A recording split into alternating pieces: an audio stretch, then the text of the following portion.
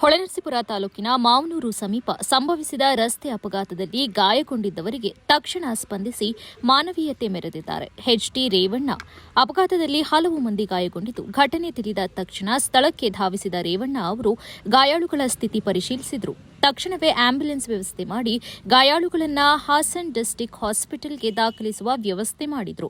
ಗಾಯಾಳುಗಳಿಗೆ ಅಗತ್ಯ ಚಿಕಿತ್ಸೆ ದೊರಕುವಂತೆ ವೈದ್ಯರೊಂದಿಗೆ ಮಾತನಾಡಿ ಸೂಕ್ತ ವೈದ್ಯಕೀಯ ಸೌಲಭ್ಯ ಕಲ್ಪಿಸುವಂತೆ ಸೂಚಿಸಿದರು. ಕುಟುಂಬದವರಿಗೆ ಧೈರ್ಯ ಹೇಳಿ ಯಾವುದೇ ಸಹಾಯ ಅಗತ್ಯವಿದ್ದರೆ ತಮ್ಮಿಂದ ಸಾಧ್ಯವಾದ ನೆರವನ್ನ ನೀಡುವುದಾಗಿ ಭರವಸೆಯನ್ನ ನೀಡಿದರು.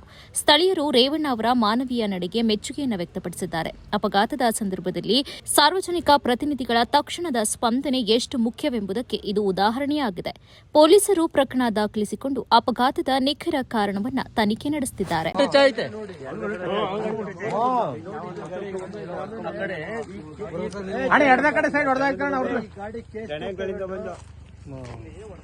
ಎಫ್ಐಆರ್ ಮಾಡಿ ಅವ್ರು ಯಾವ್ದು ಎಲ್ಲಿದ್ರು ಹುಡುಕ್ಬೇಕಾಗ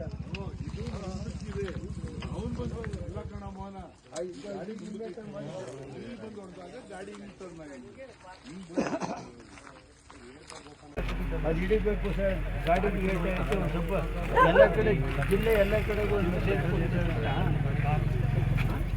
ಯಾವ ಕಲರ್ ಅದು? White colour.